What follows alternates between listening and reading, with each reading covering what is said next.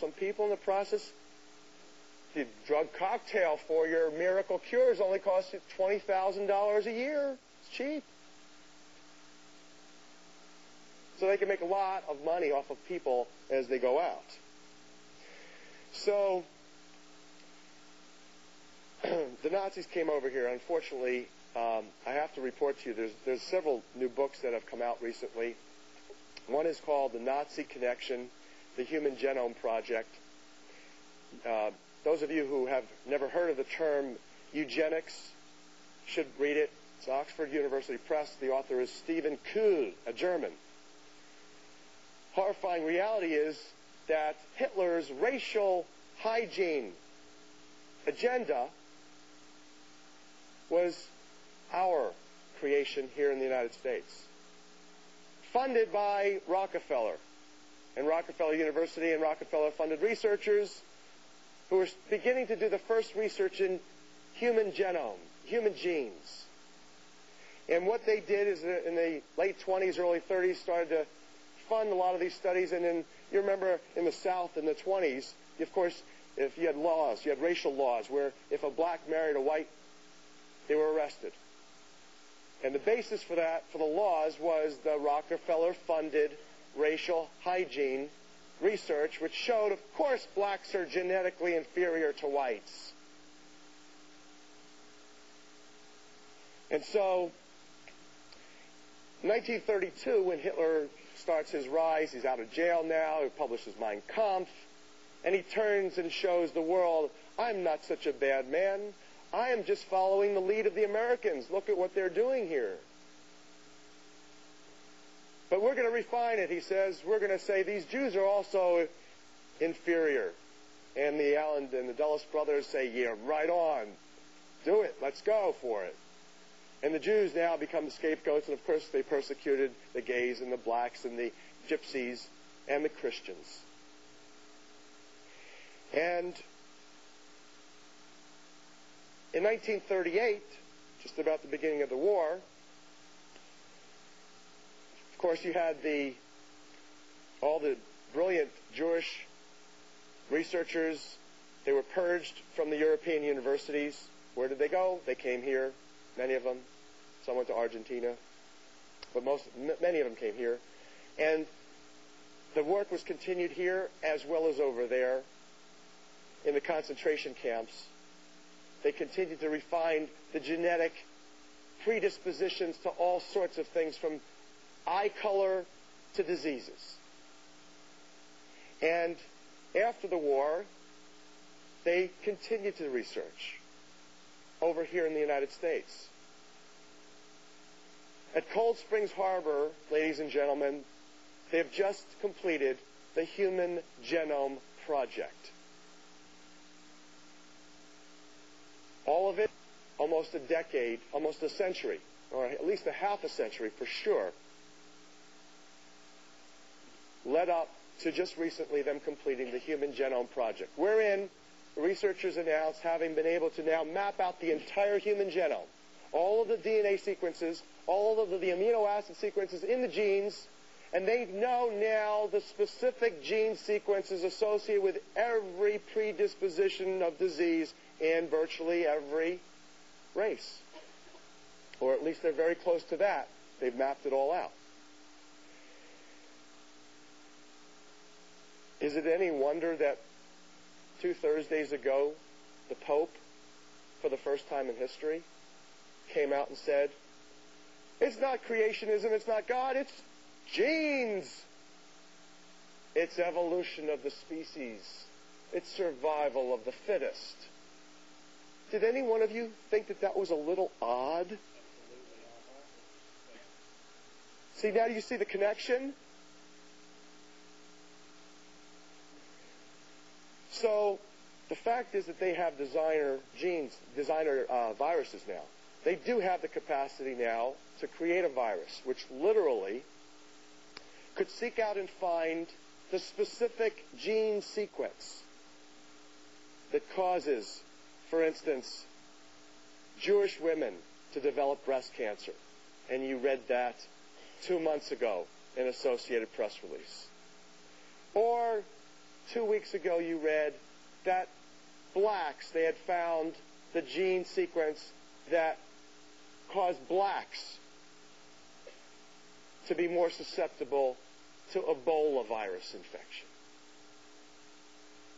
And you have the gene sequence associated with blacks' sickle cell anemia. And you have the gene sequence associated with Jewish men of European descent developing sarcoma.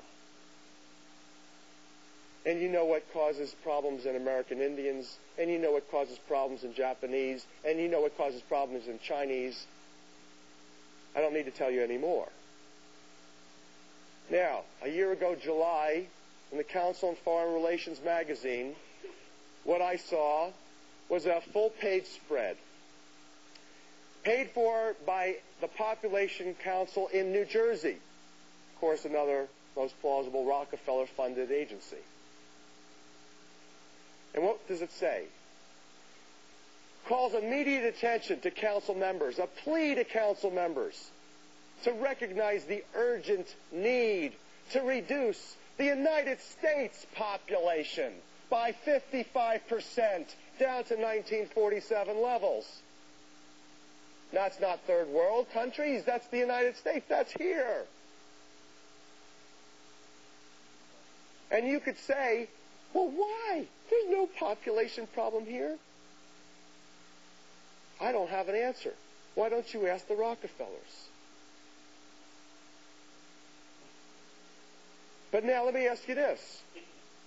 Let's say you had all the money and all the power, and you had that as a goal in life. How would you accomplish that today? Well, you might use bullets. You might be able to drum up enough racial tension, hate between blacks and whites, so that the poor, unbelievably ignorant black people in the urban ghetto who have been brainwashed by the media believe that whitey's out to get them, and they start rioting, and guess who gets called in but the military people who've been now asked, would you shoot American citizens if you had to? So yeah, you might be able to go in and kill off maybe 1 million or 2 black people in urban America, couldn't you? But that's not 55% of the United States population, is it? You need to kill off a lot more, don't you? Well, what else are you going to do? How about gas? Nah, there's still a stigma against that from the last war. So how would you do it? How about vaccines? How about contaminated vaccines with designer viruses? Given the fact that, my mother died of Guillain-Barré syndrome. She got Guillain-Barré syndrome from the swine flu vaccine like thousands of other people. And then it's caused an immune dysfunction. Her own white blood cells started eating away at the myelin sheath surrounding her nerves. And then shortly after, she developed cancer and died. And there's numerous other researchers who tell you that what inspires their research is the fact that family members of theirs have died because of the vaccines. And it therefore becomes no mystery, or highly plausible at least, to consider, when it was then that John Martin testified before Congress, the investigation into Gulf War syndrome, that the government had been covering up. And if you read the New York Times today, it's a whole article about how the CIA and the Pentagon has been covering up the truth about Gulf War syndrome. And Garth Nicholson, these two people, these two American heroes, where they went to Congress and testified and said that most plausibly Gulf War syndrome was initiated by contaminated vaccines. The vets, the people, got a new experimental vaccine containing 17 different components. And some of the lots were contaminated, and some of the lots were not. And the company that produced it down in Texas had used the vaccine, experimented it on a population of prisoners, and those people developed Gulf War syndrome before the Gulf War. And that Americans that didn't go over to the Gulf War arena, they got Gulf War, some of them. And some of the ones that went over there didn't get it, despite being exposed. Now, how do you explain that? Well, it was very clear. The most plausible explanation is that some of the vaccine lots were contaminated. The ones that were contaminated caused immune suppression. Then, in an immune-suppressed human being exposed to multiple drug interactions, you would develop symptoms like chronic fatigue and Gulf War syndrome, as well as the ones who went over to the Gulf War arena, were exposed to the chemical weapon dump explosions, developed then multiple chemical sensitivities. It's therefore most plausible from a scientific perspective to speculate, to theorize that it was the contaminated vaccines that caused this. Interestingly, finally, it made it into the press about a month ago. And what did you read the next day? The next day you read, Monday, actually it was released on a Friday, the following Monday, you read that the Pentagon announced a major change of plans. They were now going to inoculate 1.5 million military personnel with anthrax vaccine. I'm going to leave you with this thought. If there is an agenda called the New World Order, and if there is a plan to knock out the United States military in order to achieve the NATO and United Nations armed services being the world's providers of the military, then you would have to most plausibly knock out the American military to do that. And I guarantee you the most inexpensive, least traceable way to do it would be to contaminate the vaccines. Thank you very much. Thanks very much. Appreciate it. Thank you very much.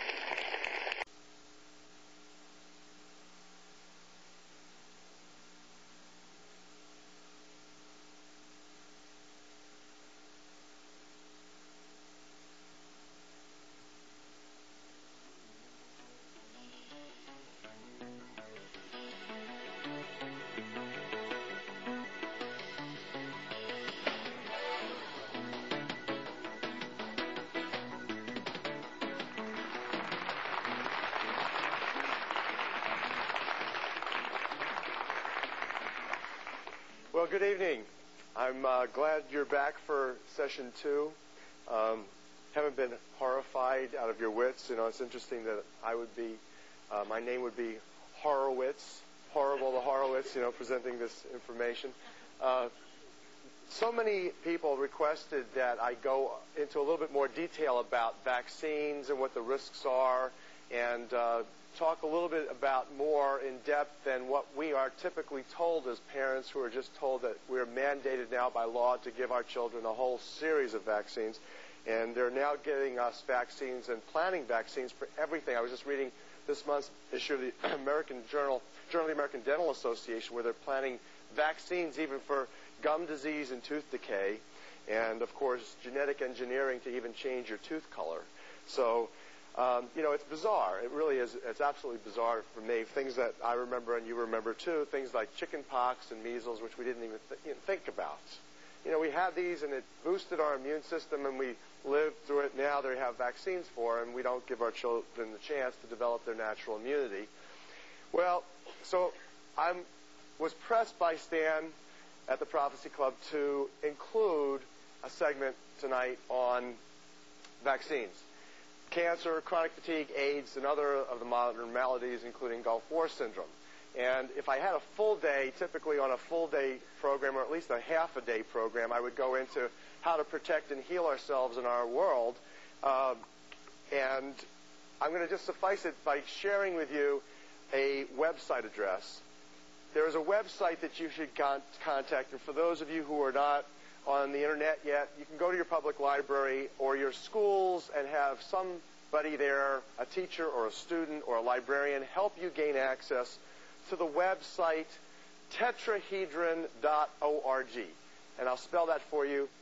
TETRAHEDRON.org organization. And that's a company that I founded in 1978, co-founded, and we've been in business to help educate the public. We're a 501c4 social welfare agency. We do not take tax-deductible contributions at this time. We may be founding a foundation soon to do that.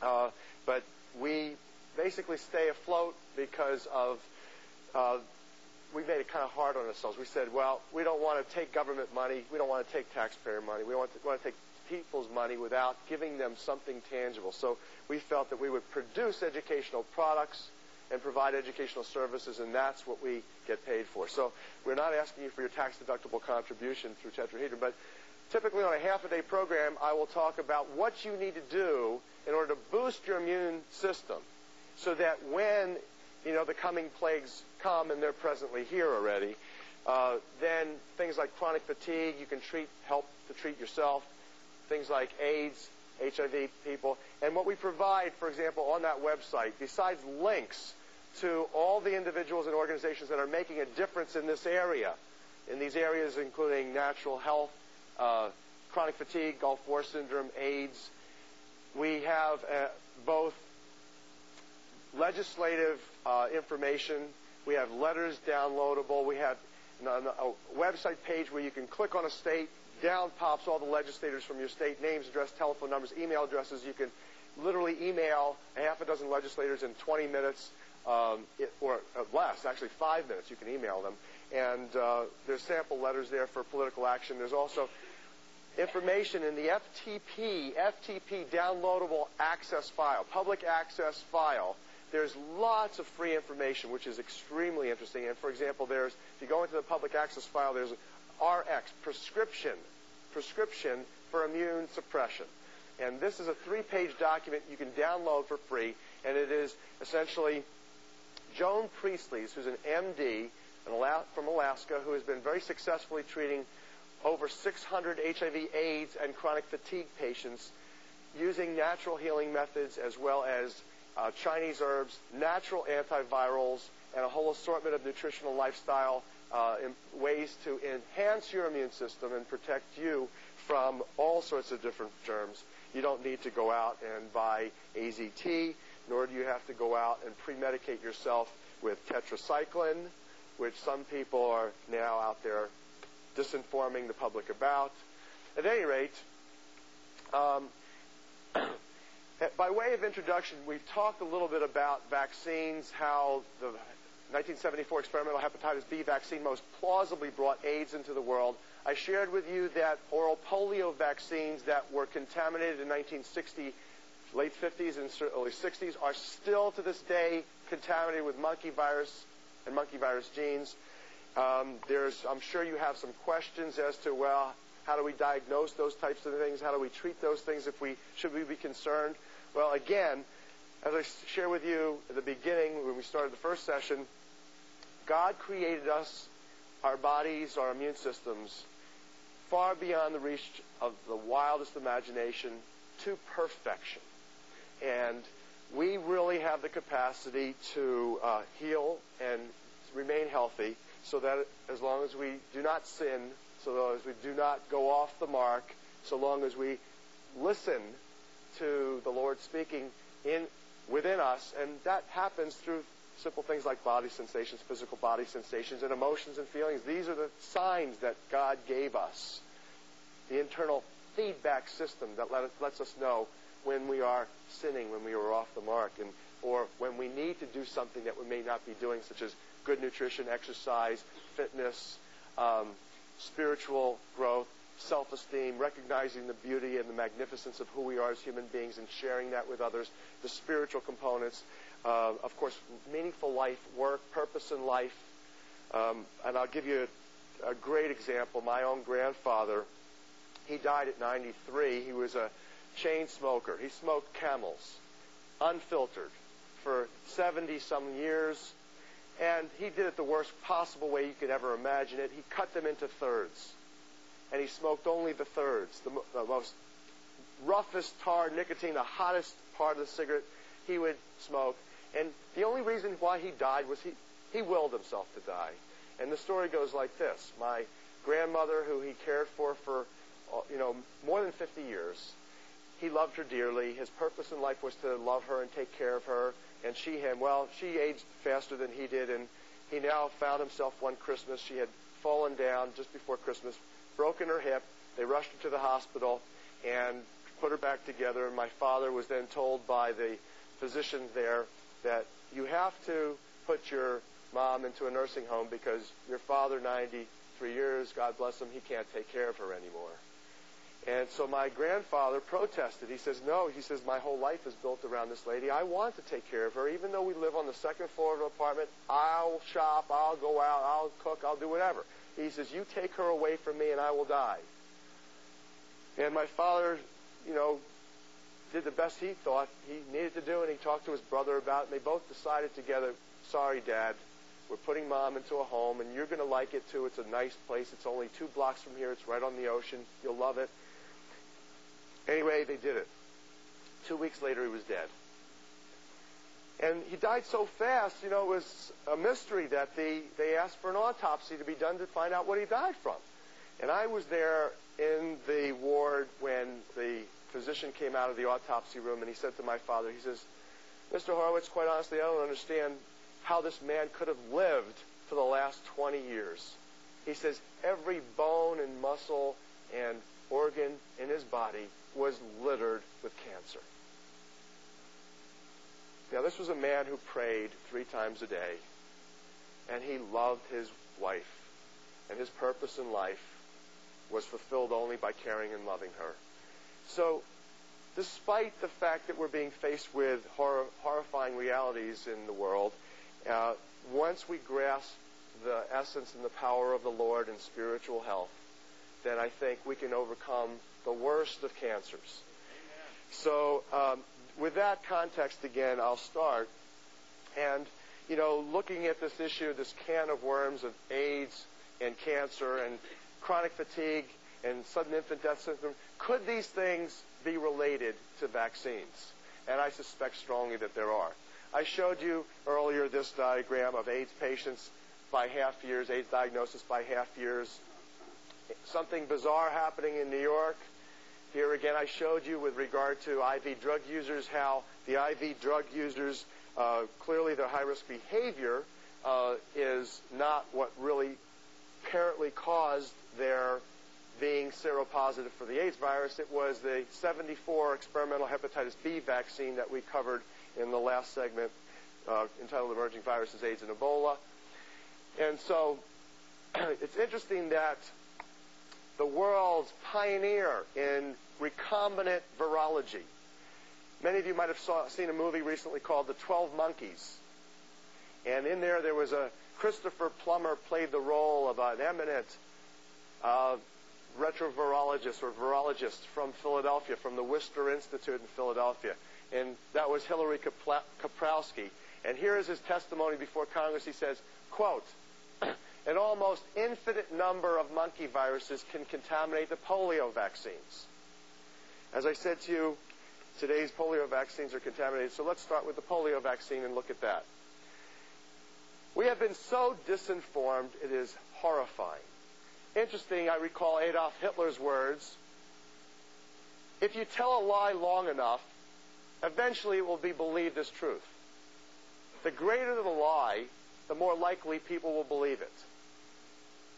We have been led to believe that the polio epidemics, perhaps the smallpox epidemic, all of these epidemics have been virtually eradicated or close to eradicated because of vaccines. Unfortunately, I am not able to provide you the scientific evidence for that. In fact, to this day, I want you to know, as a Harvard Master's in Public Health student, all people in public health, what they all learn is that before you enact health policy legislation, that is, for example, before you require all of your children to get vaccinated, there has to be definitive cost-benefit, risk-benefit analysis done to determine if, indeed, this particular policy is saving money or saving lives. And I want you to know that to this very day, there have been no definitive cost-benefit, risk-benefit analyses done on these things we call vaccines. We still do not know whether they're saving lives, and in fact, based on the evidence that I'm going to present to you and talk about tonight, I cannot believe that they're worthy of our money and our children's lives. First of all, polio. If you look at the data between 1920 and 1970, now the initial polio vaccines, Salk's killed vaccine, allegedly killed, it was never fully killed. In fact, the gravest story, one of the gravest stories in the history of the National Institute of Health, was what was called the Cutter incident.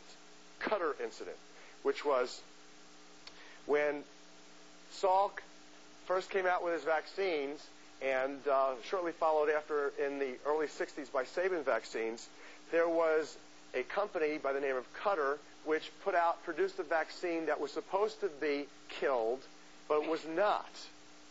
It's supposed to be attenuated, killed virus. It wasn't. And when they administered this virus to several hundred children, all of the children virtually became paralyzed, polio, or many of them died. And so what happened was that at the time Richard Nixon was vice president, he was asked to fire the director of the NIH, and he did that, and he replaced them. And it was Bernice Eddy, who was one of the world's leading female women scientists at the National Institute of Health, that actually predicted this. And instead of promoting her, they defunded her. She virtually had inoculated 12 monkeys with this early polio vaccine, and then found out that the monkeys, all of them, killed over, paralyzed, or died. She took pictures. Then what happened was that the pictures were confiscated, and she was defunded and demoted and told to shut up. She never shut up. She continued to talk. She went to Congress in 1972 and told them the story. She says, if you allow this vaccine to go out, you will have epidemics of cancer unlike the world has ever seen. Unfortunately, she did that 4 days before Richard Nixon's plane touched down on Fort Detrick, Maryland, when he said, we are transforming swords into plowshares by making by making Fort Detrick Biological Weapons Testing Facility the National Cancer Institute. And that was when he began Nixon's war on cancer. Nixon's war on cancer, most people know today, has been a complete failure. Total failure.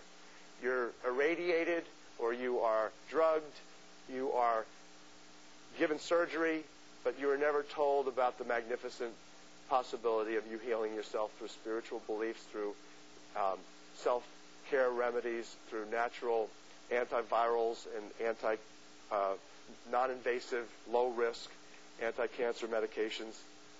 Again, it's like no wonder Magic Johnson goes to Europe. He doesn't take AZT. He goes to Europe to get his alternative health care because the FDA, which I shared with you earlier, was the source, was partly involved in developing the vaccine that most plausibly brought AIDS into the world. They have been keeping a lid off of alternative medicine and alternative health care remedies that are low risk and are quite likely to be very beneficial. At any rate, here you see, though, that the polio cases, before the vaccines were administered in 55 and 60s, around the early 60s, it was already dropping off substantially, both in the United States and Great Britain. And the same thing was true for measles. This was in early 50s when the first measles vaccine was introduced, both in the United States and England. You had a tremendous drop-off in measles cases, and all of these diseases were already on their way out. Why? Because of the improvements in hygiene and improvements in nutrition. That is, building healthy, clean human bodies. Here you have, interestingly enough, that today is just like in the 1980, 100% of all the polio cases in the United States are caused because of the vaccine. You have to question, many people are questioning today, why do we still need to inoculate or have our children ingest oral polio or polio vaccines that are littered with monkey viruses and other contaminants, when the fact is we haven't had any naturally occurring polio cases in the United States since 70s and 80s. So all of them are vaccine-induced today. Here is, for example, a study which shows in New England area, where I come from, the increase in polio cases in 5 New England states following an early vaccination program. Here you can see in Massachusetts a huge increase in percentage of cases after they started the vaccine program. So you begin to wonder, even if the vaccines themselves are of benefit. Polio cases in Los Angeles more often reported as aseptic meningitis. They play games with us. What used to be called polio, as soon as they started administering the polio vaccines, they now call aseptic meningitis.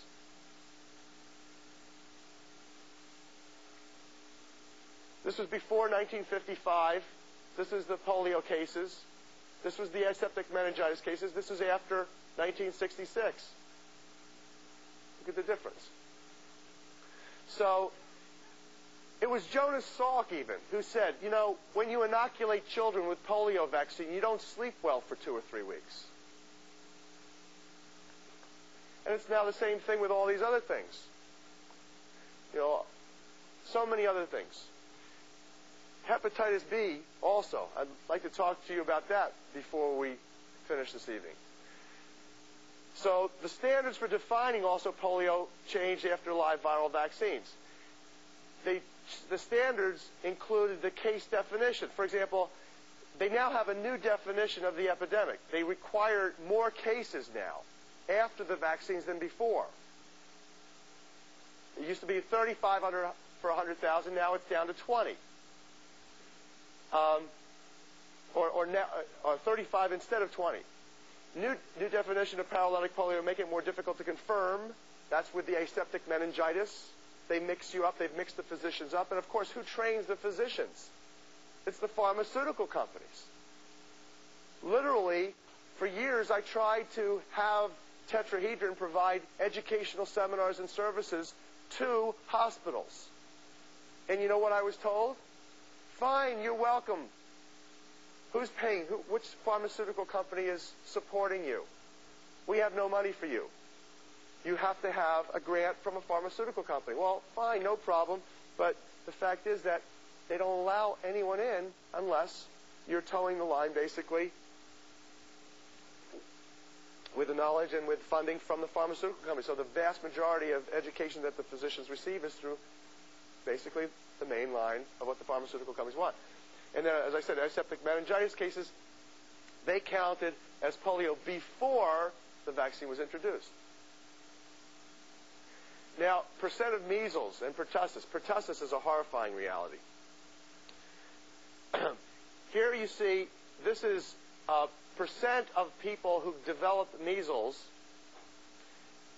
58% in a vaccinated sample. This was in children in 1984. These were children who were given the measles vaccine. 58% of them developed measles that were vaccinated. So many of the vaccines don't work.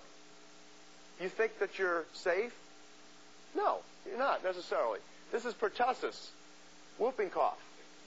Children who got whooping cough, the vaccine, 46% of the cases were those who were vaccinated. Now, pertussis is particularly a troublesome thing. There was a very good book written by Barbara Lowe Fisher and Harris Coulter called A Shot in the Dark. Got a lot of press in, I think, around 1986.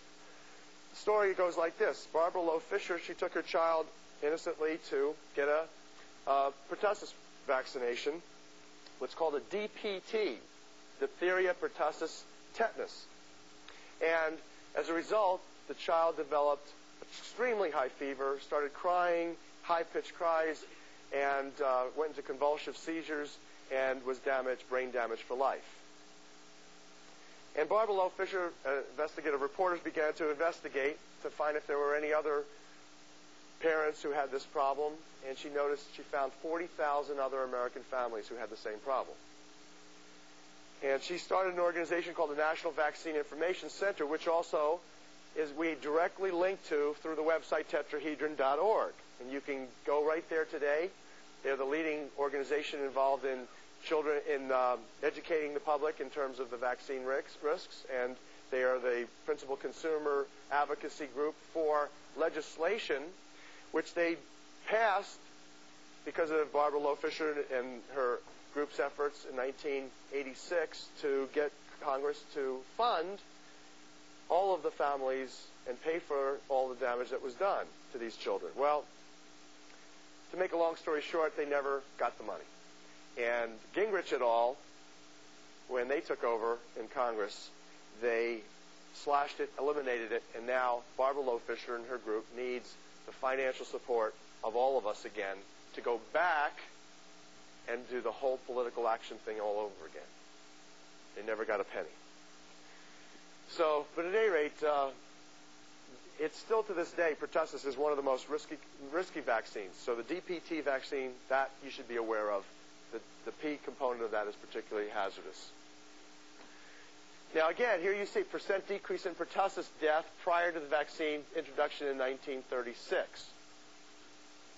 Notice it was dropping off substantially, and as you see, after vaccines, it didn't drop off substantially faster. It was consistent with the curve already, both in the United States and Great Britain. Here was a study that was done and written up by a couple different authors. Neil Miller wrote a book called Vaccines, Are They Really Safe and Effective? Barbara Loe Fisher, as I told you, talked about this in her book, A Shot in the Dark. And Harris Coulter has a new book out. I'll tell you about it in a minute.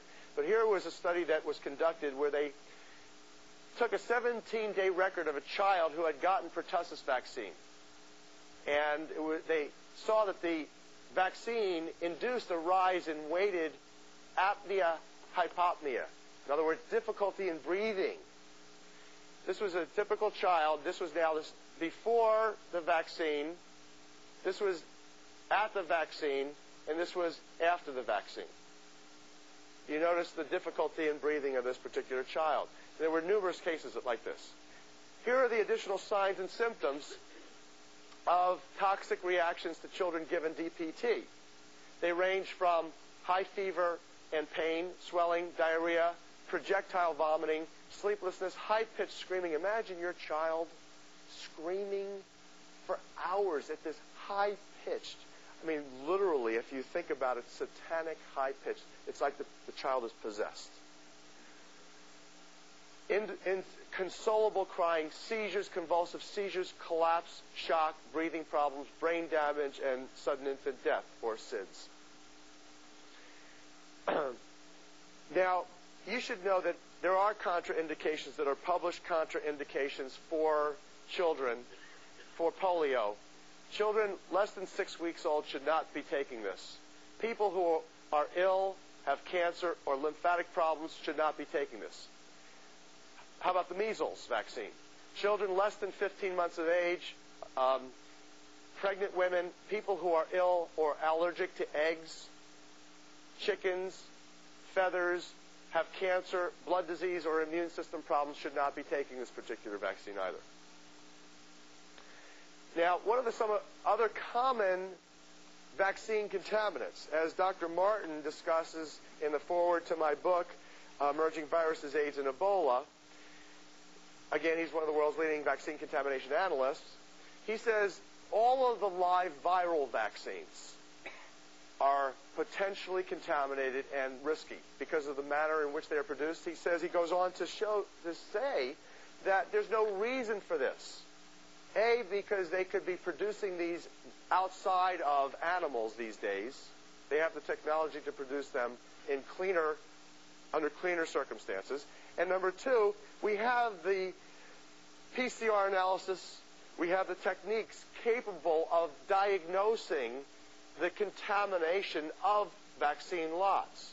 So there's no real good reason why the FDA is allowing to continue the vaccine contamination to go on, but they are. Again, you have to speculate at least that they want to support people getting sick and they want to support people dying. decreased population control, which we talked about before, may very well fit into the agenda of reducing the American population by 55% down to 1947 levels, which was published last year in the Council of Foreign Relations magazine.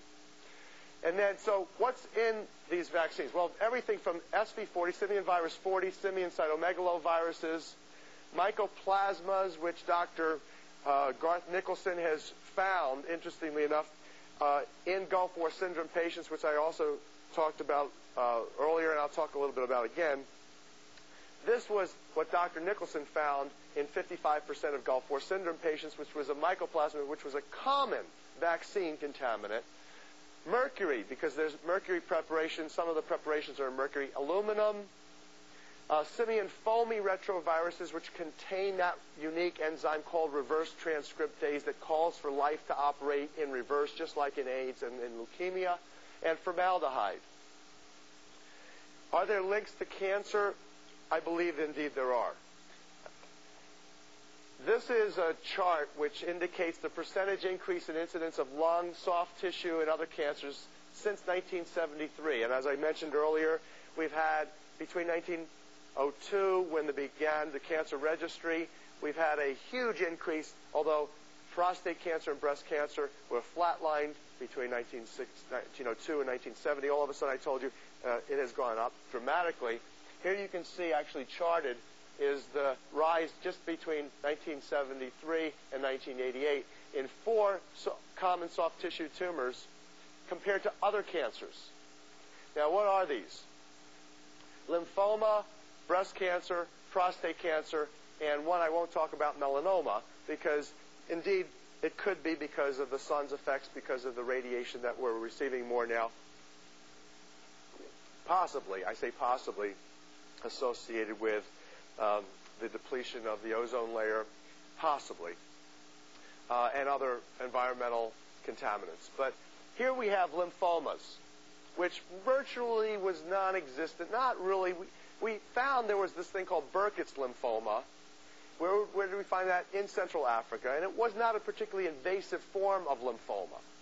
And as I shared with you earlier, the principal research during the special virus cancer program, the specific cancer complex that the researchers at the National Cancer Institute, who were also biological weapons contractors, were studying was the leukemia, lymphoma, sarcoma cancer complex associated with immune dysfunction that never existed in human beings before 1978, the advent of AIDS. And that was exactly what they were studying. And that now and they were studying also prostate cancer viruses. I showed you the map earlier, and breast cancer viruses. And I mentioned that as I was researching, they were initially finding mouse sarcoma, mouse breast cancer, mouse mammary tumor viruses, and then they found them in cattle, and they could have gotten there because of contaminated vaccine production. And also they found them later on getting into female lactate, mother's milk. And again, how could they have gotten from the cattle to the mothers? Well, again, you could have gotten that through milk and or through another route through vaccines. But again, you see tremendous rise in these the prevalence. Here is American Cancer Society and World Health Organization and International Association of Research in Cancer statistics that show you the estimated number of annual deaths due to prostate cancer in the United States, 1965 through 96. Again, you saw Newsweek recently, everybody from Schwarzkopf to Jack Lemmon and numerous other stars and personalities have this thing called prostate cancer now. Well, look at this. Now, as I told you, this research began really heavily in 1962. Okay? Prior to, from 1902 to 1965, it was flatline. No major increase. And then here you have the huge rise during the last couple decades. So this is now breast cancer. Again, it's not as dramatic, but you see a consistent high rise since the 60s. Now, what about this thing called chronic fatigue syndrome? Again, I shared with you earlier that that was most plausibly initiated by contaminated vaccines, which caused immune suppression. Then, when the vets got to the Gulf War arena, they were exposed to chemicals and drugs and developed the sensitivities associated with that. Here is a total list of the CFID's signs and symptoms. And the most horrifying reality is that the government is covering up is that this is an infectious disease, that it is spreading. That initially there were maybe 40, 50,000, 60,000 vets that came back. Now there's somewhere estimated between 100,000 to 200,000 vets and their families. It's spreading to the children. It's spreading to the spouses. And so what's included in the signs and symptoms, it's really a horrifying illness. Dizziness and extreme fatigue, anxiety and depression, muscle weakness, nightmares, concentration and memory loss, mysterious skin rashes, abdominal pain and diarrhea, rapid pounding of heartbeat and chest pain, shortness of breath, blurred vision, hair falling out, joint pain like arthritis, light sensitivity and peripheral vision loss. And here's some additional factors. It corresponds in time, as I shared with you earlier, exactly to the AIDS epidemic, this chronic fatigue syndrome, and I'm going to show you in a couple minutes Gulf War syndrome also, similar symptoms. Most patients are between 25 and 44 years of age. Women outnumber men 3 to 1 with chronic fatigue, infectious disease syndrome, or immune dysfunction syndrome. Healthcare workers and teachers are at high risk. 40% are totally disabled by the disease. Nearly half of the patients knew others with the disease. 1/5 knew others in the same families. Again, transmissibility factor. There was an apparent increase in risk of non-Hodgkin's lymphoma and Burkitt's lymphoma. Now, again, that's exactly what they were studying. It never existed really anywhere else on the planet in any numbers. Again, apparent Epstein-Barr virus infections, that's exactly the same thing. I showed you the map that showed herpes virus, Epstein-Barr viruses, studies conducted simultaneously in Central Africa and Bethesda. And apparent B-cell lymphotropic virus infection. Again, you had a huge increase in adult B-cell leukemia. That has never been known exactly. Was never really documented prior to the 1970s. That's, again, what they were studying back at the time. Apparent herpes virus 6 infection, high levels of what's called interleukin-2, and this may spread through casual contact. By the way, Dr. Gallo was intimately involved in the discovery of interleukin-2, of course, as well as the herpes B virus.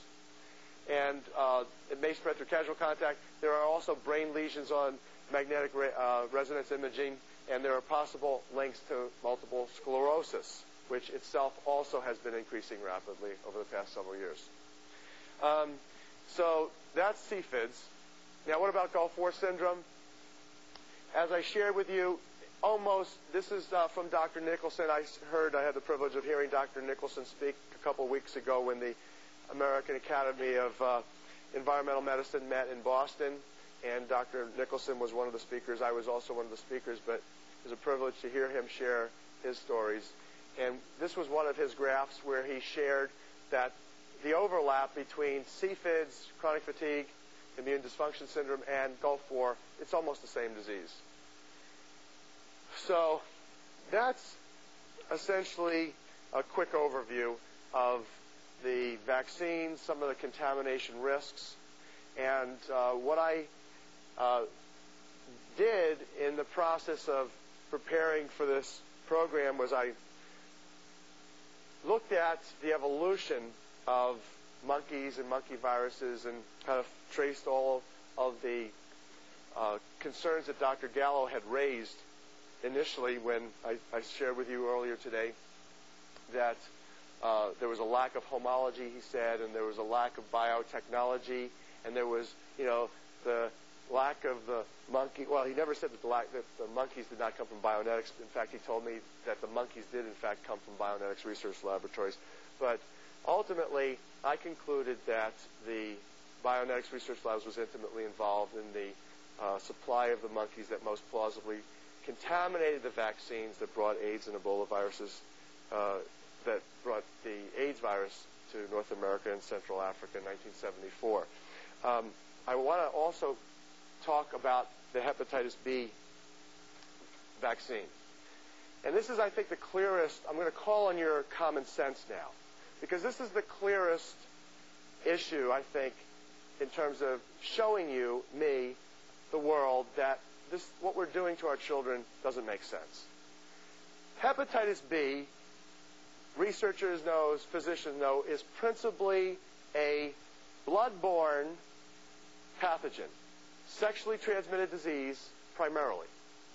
Now, we now are required by law to inoculate our infants with hepatitis B vaccine. So, the manufacturers themselves will tell you, first of all, that every 7 years you have to check your blood titers to find out if the vaccine's result, the antibody produced, still covers you. And in fact, 30% of those who get vaccinated with hepatitis B vaccine never develop the coverage that they were told gets created. In other words, they do not develop what's called the 10 serum ratio units or above of protectivity, okay, necessary to stop the infection. Well, so 30% who get the vaccine do not get covered. Then we're told every 7 years you have to recheck the child now, or the adult. Does that mean now at age 7 we have to bring our children in and have about $150, $175 blood test to make sure they're still covered? And if not, then you have to give them a booster. They still haven't developed sexually active years yet. Give it to the booster, let's say. Now, 7 years later, age 14, they're just now getting to the sexually active years. Does that mean that we have to get our teenagers? You try to get a teenager to do anything, right? Get them to go back to the physician, get blood tested again, then get another booster. And that's not even the biggest problem, because the manufacturer tells you right on the insert of what the risk is associated with side effects to getting hepatitis B vaccine. And it tells you that 15%, approximately 15%, get a little swelling in the area of the vaccine. No problem. Swelling and redness, we could live with that. About 13, 14% get a little worse reaction. They develop some swollen lymph nodes. They develop a temperature. No problem. Maybe 12% develop a little worse. They get flu-like symptoms. I guess we could live with that if it protects our children. Okay. Goes on to say about 10% develop more severe complications. 8%, 7-8% develop even worse, more severe complications.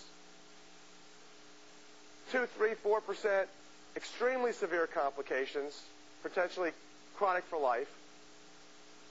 And they say, quote, less than 1% develop absolutely devastating, life-threatening complications, if not death.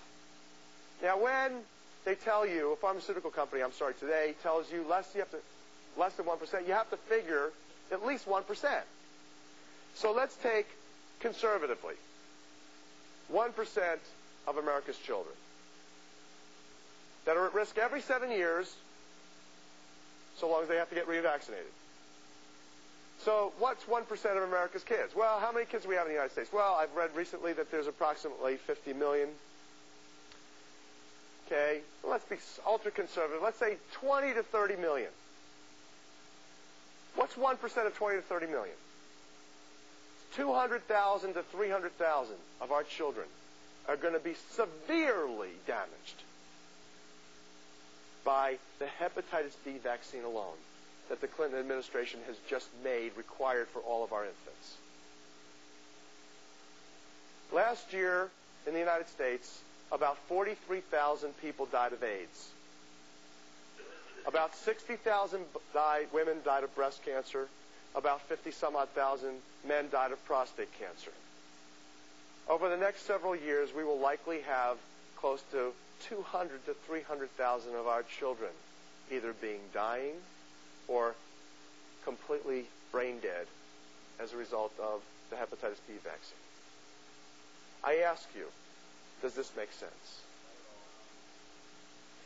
There's got to be an additional agenda going on. That's why, as a scientist, it was difficult for me, and certainly it's difficult for me to share this with my colleagues, because there's, if you go out and you share this information with others, you know what's going to happen. You're going to see a window shade of disbelief come down before the eyes of people who you even thought you knew as friends. And they look at you like you're crazy.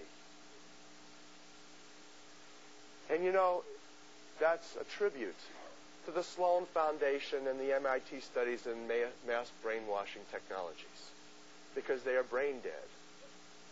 So I say to you in the audience, I say to you and the viewers at home,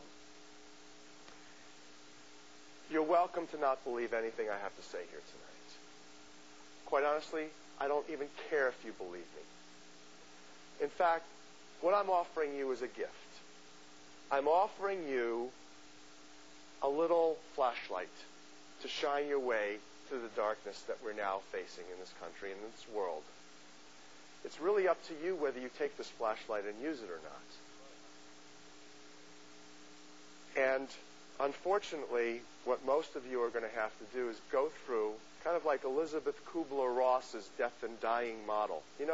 When we start having to come to terms with our own demise, Elizabeth Kubler-Ross pointed out, like say we're diagnosed with HIV, we're told we're going to die. We first are denial. Denial is a natural human response. The next is anger and resentment. And you're still dysfunctional at that point.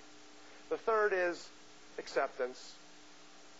And the final is, once you get accepted, you can accept what's going on, then you can act, you can do something about it. And I welcome you to join everyone of us who is making a difference in this area of trying to educate the public as to these huge risks.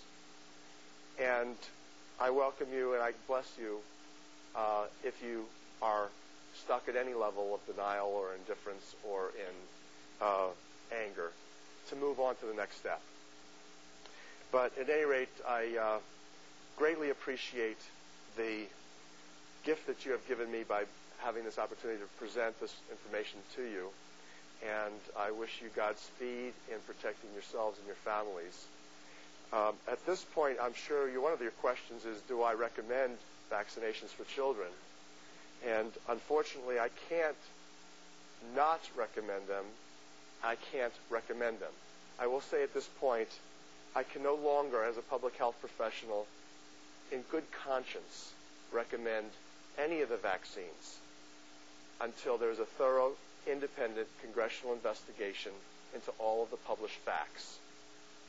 But you know what? It's not going to happen without you. It will not happen without your personal involvement in this issue. And that's why I started by sharing with you the website. It's tetrahedron.org. There is a way to effectively communicate all of these issues and be in touch with a network of individuals and human beings who are making a difference. God bless all of you.